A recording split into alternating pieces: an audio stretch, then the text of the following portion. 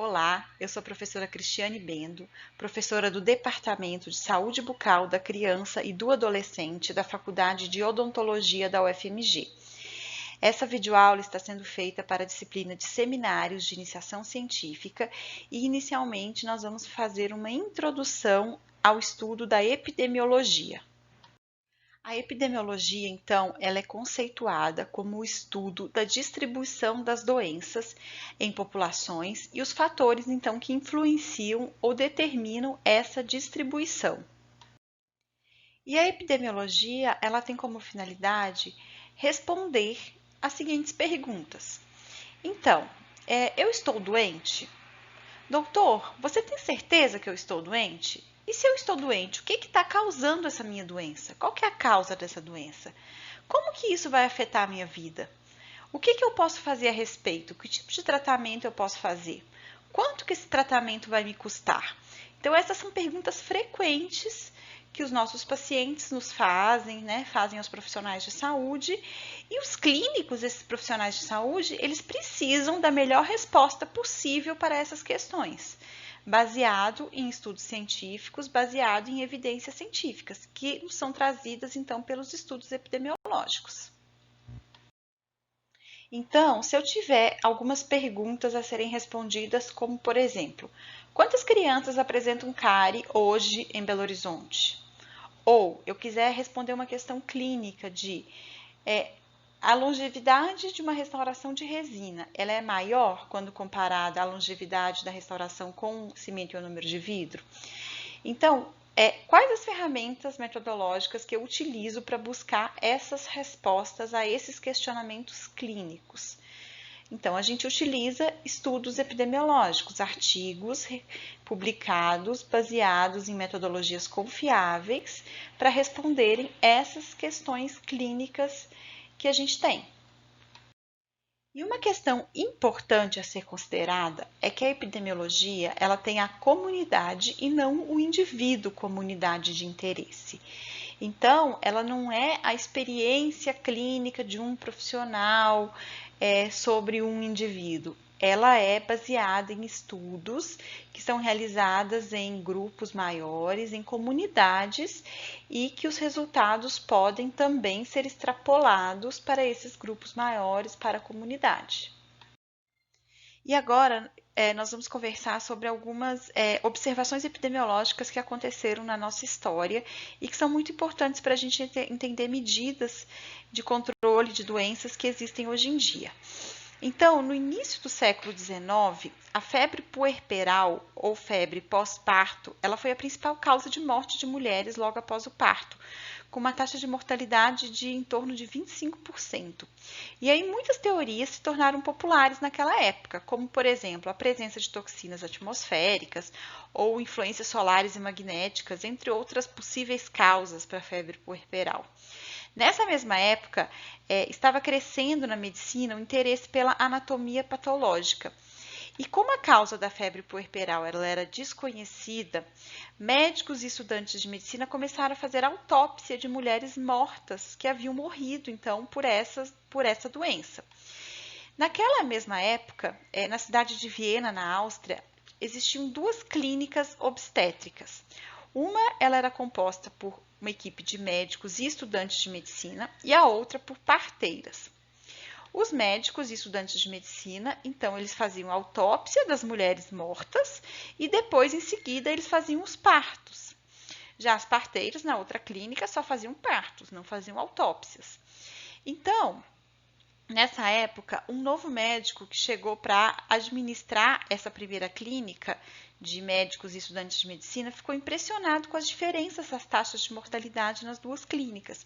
Então, a gente observa aqui no gráfico que nessa primeira clínica a taxa de mortalidade era 2 vezes maior que nessa segunda. E aí esse médico sugeriu que a lavagem das mãos poderia ser eficaz nessa questão. Por quê? Ele sugeriu que as mãos dos médicos e estudantes que estavam transmitindo partículas causadoras da doença, dos cadáveres para as mulheres que estavam parindo. Então, por isso, ele instituiu a lavagem das mãos nessa clínica após o término das autópsias e antes de entrar em contato com qualquer paciente. E aí as taxas de mortalidade dessa clínica caíram. E essa teoria ainda ficou mais forte quando mais tarde esse médico foi substituído por um outro médico que eliminou a política de lavagem das mãos nessa clínica. Ele não acreditava nisso.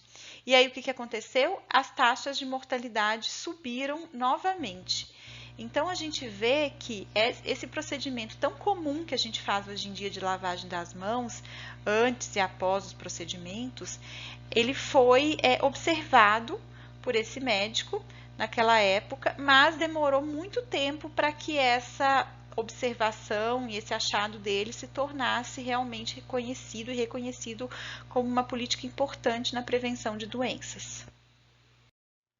E um exemplo de observação epidemiológica clássica da odontologia é a relação entre flúor e fluorose dentária e cárie dentária. Então, esses pesquisadores, no início do século XX, lá nos Estados Unidos, eles começaram a observar que em algumas comunidades, as crianças que tinham manchas nos dentes, que hoje a gente conhece por fluorose, elas tinham menor prevalência de cárie. Em outras comunidades, onde as crianças tinham menos manchas nos dentes, a prevalência de cárie era mais alta. E aí eles começaram a observar quais as diferenças que essas populações tinham em relação a hábitos.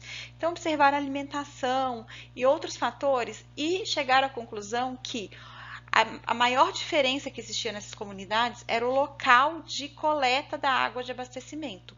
Então, essas águas foram analisadas e se descobriu que o componente que diferia, principalmente em relação a essas águas, era o flúor. E aí, a partir daí, se entendeu que o flúor em excesso, ele produz um manchamento nos dentes, mas que, ao mesmo tempo, ele também previne cárie dentária. Então, hoje, por exemplo, a gente tem no Brasil essa política de fluoretação das águas. A gente sabe que as águas elas têm que ser fluoretadas numa concentração ótima que seja capaz de prevenir a cárie dentária sem provocar a fluorose dentária. E a epidemiologia, então, ela é crucial na saúde pública e na prática clínica.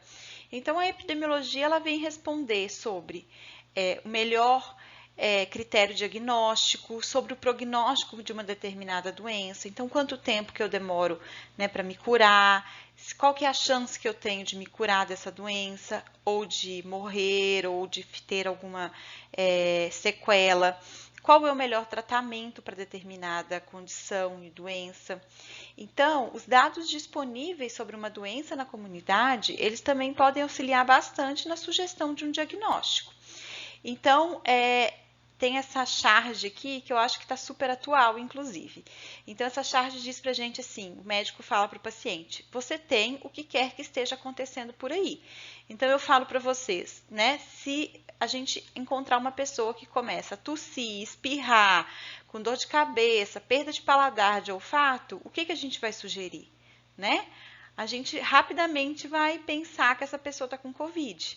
Né? Ela pode ter outra coisa? Pode, mas a chance dela ter Covid é alta? É, porque a gente está vivendo uma pandemia dessa doença.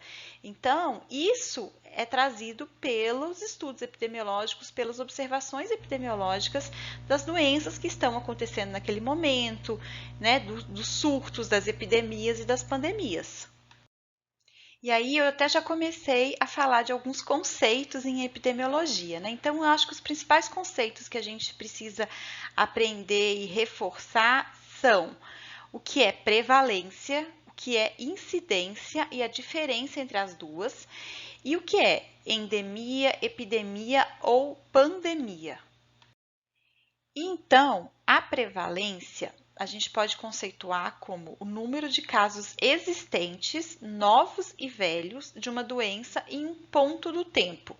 Então, é como se eu tirasse um retrato daquela comunidade, daquela população em um determinado ponto no tempo e olhasse quantos doentes tem naquela população. Já a incidência, ela se refere ao número de casos novos de uma doença durante um período específico de tempo. Então, quantas pessoas adoeceram naquele período de tempo? E aí ela trabalha muito com o risco de desenvolver uma doença. Essa figura é muito bacana para a gente entender, então, como incidência e prevalência interferem uma na outra. Então, nessa primeira figura, a gente tem uma caixa d'água aqui, com uma torneira e um local onde essa água sai. Então, e aqui a gente tem o nível normal de prevalência de uma determinada condição, né, que é esse nível aqui. Se a gente tem maior número de casos novos, então de incidência, essa incidência aumenta, e menor número de mortes ou curas, então quer dizer que a quantidade de novos casos é maior do que a quantidade de casos que se curam ou que morrem, a gente tem uma elevação da prevalência. E se acontecer o contrário, se a quantidade de casos novos for menor do que as mortes ou curas, então a gente tem uma diminuição da prevalência, né? E se a quantidade de casos novos for semelhante à quantidade de mortes ou cura daquela doença, a prevalência vai se manter estável. E o que é então uma endemia? Uma endemia, então, é a presença habitual de uma determinada doença em uma área geográfica determinada. Então, por exemplo, na Amazônia, que é comum a febre amarela, a malária, a gente fala que lá é uma região endêmica dessas doenças. Já a epidemia, ela é a ocorrência de uma doença em uma comunidade ou região e que excede a expectativa normal. Então, devido a uma fonte comum de propagação. Então, algumas vezes existe uma determinada doença num local, mas isso aumenta, essa doença aumenta as suas proporções, né? Ela se torna uma epidemia naquele local. Então, para a gente exemplificar a diferença entre endemia e epidemia, para ficar bem claro, eu vou voltar com o exemplo da febre amarela, que a gente já falou, que ela é endêmica na região norte do Brasil. Tá? Então, é comum dela acontecer lá. Mas, em 2017, não sei se vocês lembram, a gente teve uma epidemia de febre amarela no sudeste do Brasil. Não era comum a gente ter tantos casos de febre amarela aqui no sudeste, e a gente teve um aumento muito grande desses casos. Então, a gente teve o que a gente chama de epidemia. E agora, então, vamos falar sobre a pandemia. Acho que hoje em dia ninguém mais tem dúvida sobre o que é uma pandemia. É um conceito que a gente ouve diariamente, né? E nada mais é do que uma epidemia em dimensões mundiais. E aí eu trouxe só para exemplificar esses dados da Universidade Johns Hopkins de 4 de agosto de 2020 e que mostra esse mapa mundi, então, com a distribuição da Covid-19 no mundo inteiro. Então, isso é caracterizado como uma pandemia. E os estudos epidemiológicos, eles podem se dividir em epidemiologia descritiva e epidemiologia analítica. Então, qual que é a diferença delas? A epidemiologia descritiva, ela traz para a gente algumas respostas a essas perguntas. Quem, quando, onde, quem ficou doente, quando ficou, onde essa pessoa morava. Mas a epidemiologia analítica, ela vai responder para a gente como, por quê, né? Que é a gente entender as causas, as associações, o que está associado com o que, né? E ainda a gente utiliza os estudos epidemiológicos para responder sobre os serviços de saúde. Então, quais serviços de saúde existem? Para quem, quantos, onde, como, por quê? E a gente tem ouvido isso muito também. Quantos leitos disponíveis, aonde eles estão, né? Isso é muito importante para o planejamento em saúde pública. Então, isso tudo, esses dados todos e essas informações todas, elas são geradas a partir de estudos epidemiológicos. E seguindo com, então, os tipos de estudos epidemiológicos, a gente tem os observacionais, que aí temos os descritivos, que foi aqueles que eu falei antes, que respondem quem, onde, né? E os analíticos, que eles vão, então, testar e verificar as associações e causalidade, dependendo do tipo de estudo. E aí a gente tem os estudos ecológicos, que a gente fala que a unidade de estudo são as populações. Por quê? Porque geralmente a gente compara grupos populacionais diferentes. temos o transversal, o caso-controle e o coorte, que são os desenhos de estudo que nós vamos estudar com mais profundidade nessa disciplina. E que a unidade de estudos deles é o indivíduo. Então, ele compara grupos de indivíduos e não grupos de populações. E existem os estudos experimentais, que aí existem os ensaios clínicos randomizados, que também compara grupos de indivíduos, e os ensaios em comunidades, que compara grupos de comunidades ou populações. Então, falando de estudos epidemiológicos, a gente tem que trazer a clássica pirâmide de nível de evidência. Essa é a tradicional e até podemos falar a pirâmide antiga, em que a gente tinha essa hierarquia de evidências. Então, o que está na base é o de menor nível de evidência e o que está no topo é o de maior nível de evidência. Então, a menor nível de evidência é a opinião dos experts, os estudos com animais e os estudos in vitro, que são fundamentais para fazer os testes iniciais. Então, a opinião de experts é importantíssima para levantar hipóteses, né? E os estudos com animais e estudos in vitro são geralmente as primeiras fases dos estudos para o desenvolvimento de um novo medicamento, de uma nova vacina. Então, a gente não pode seguir para outras fases, muitas vezes, sem fazer esses que estão na base. Então, não é porque eles estão na base que eles são menos importantes. Eles simplesmente, a gente não pode traduzir o resultado deles para uma aplicação direta na população. Depois, a gente tem o relato de caso e a série de casos, que é aquele famoso relato de caso clínico que a gente vê, que é dois casos no mesmo artigo. Em seguida, a gente tem caso controle, e aqui no meio viria um transversal, caso controle, coorte, e aí os ensaios clínicos randomizados e no topo, as revisões sistemáticas, que seriam a melhor evidência científica disponível sobre um determinado assunto. Mas então, esses autores fizeram uma proposta de mudança da pirâmide, desse modelo clássico para essa pirâmide em que não existem mais linhas retas entre os desenhos de estudo, elas são curvas. Por quê? Porque pode ser que um estudo caso-controle com uma metodologia muito bem delineada e bem conduzida tenha um nível de evidência mais forte do que um coorte fracamente desenvolvido e conduzido. Então, o fato de existir um desenho de estudo, ele não sobrepõe, ele não é melhor que o outro só porque o desenho de estudo ele está no nível mais alto da pirâmide. Não é só o desenho de estudo que é importante, o desenvolvimento daquele estudo, a metodologia usada também é importante. A mesma coisa, um estudo controlado, randomizado, pode ter uma metodologia mais fraca e o nível de evidência dele ser menor do que um coorte muito bem desenvolvido. Né? Então, por isso que agora ela tem essas ondas e não mais retas. E as revisões sistemáticas, elas foram destacadas aqui da ponta e trazidas como a forma de uma lupa em cima desses estudos. Então, uma revisão sistemática de um estudo caso-controle, ela tem um nível de evidência. Uma revisão sistemática de ensaios clínicos, ela vai ter um nível de evidência mais alto, porque como os ensaios clínicos estão mais no topo da pirâmide de evidência, uma revisão sistemática de ensaios clínicos, o nível de evidência é mais alto.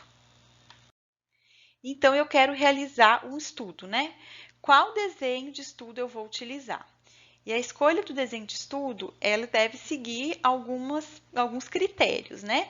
Então, claro, a minha tendência é querer pegar aquilo que está lá no topo da pirâmide de evidência, mas nem sempre é o mais adequado para a minha pergunta e para o que eu quero responder.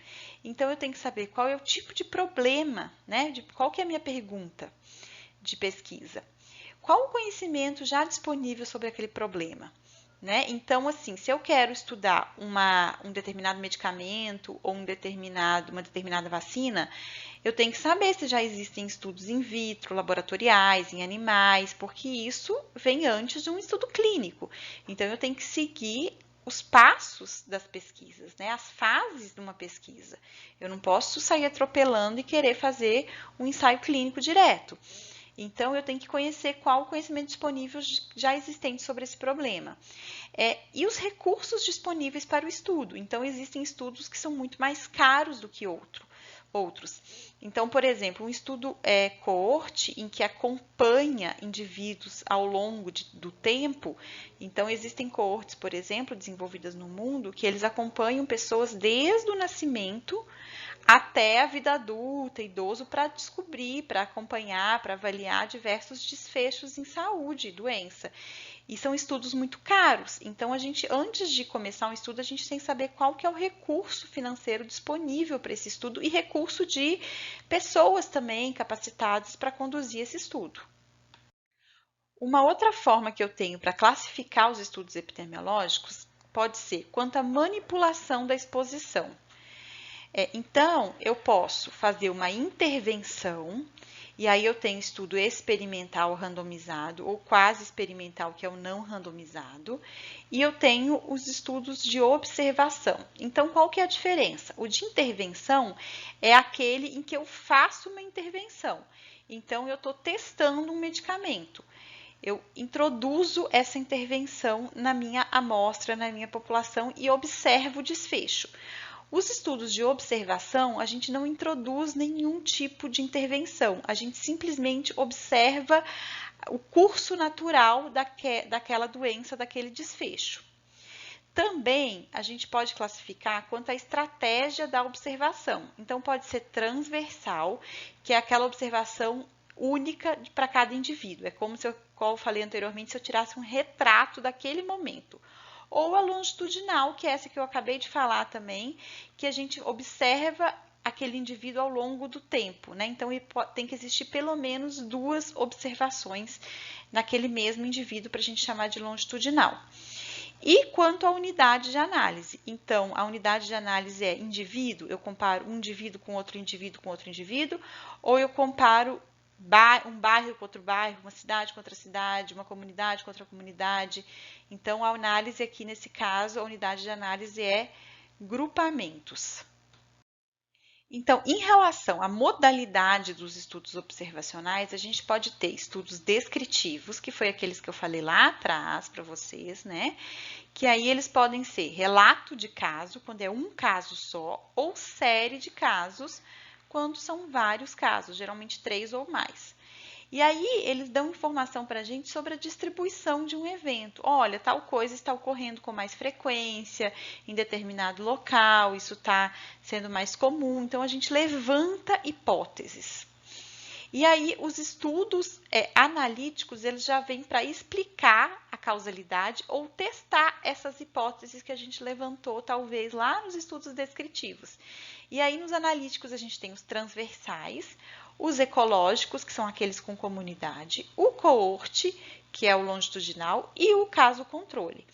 E esses 3 tipos de desenho de estudo, transversal, coorte e caso controle, nós vamos trabalhar com vocês ao longo da disciplina. E agora vamos falar sobre o ciclo dos estudos epidemiológicos. Então, eu desenvolvo um estudo descritivo, né? Agrego, analiso os meus dados e formulo um modelo ou uma hipótese de alguma coisa que esteja acontecendo baseado nesses casos que eu observei e nessas análises que eu fiz. E aí, eu faço um estudo, então, analítico para testar essas hipóteses que eu formulei. E aí, podem ser estudos transversais, podem ser estudos caso-controle, longitudinais, coorte, né? E aí, esses estudos analíticos, eles vão me trazer resultados que vão me levar a novos estudos descritivos, se eu precisar, ou a testar novas hipóteses, formular novas hipóteses que vão gerar novos estudos analíticos, que vão gerar novos resultados, e assim vai se fechando o ciclo dos estudos epidemiológicos. E assim finalizamos a nossa primeira videoaula com o tema de Introdução à Epidemiologia. Na próxima videoaula, falaremos um pouco sobre os desenhos de estudo e vamos começar com o estudo transversal. Até lá!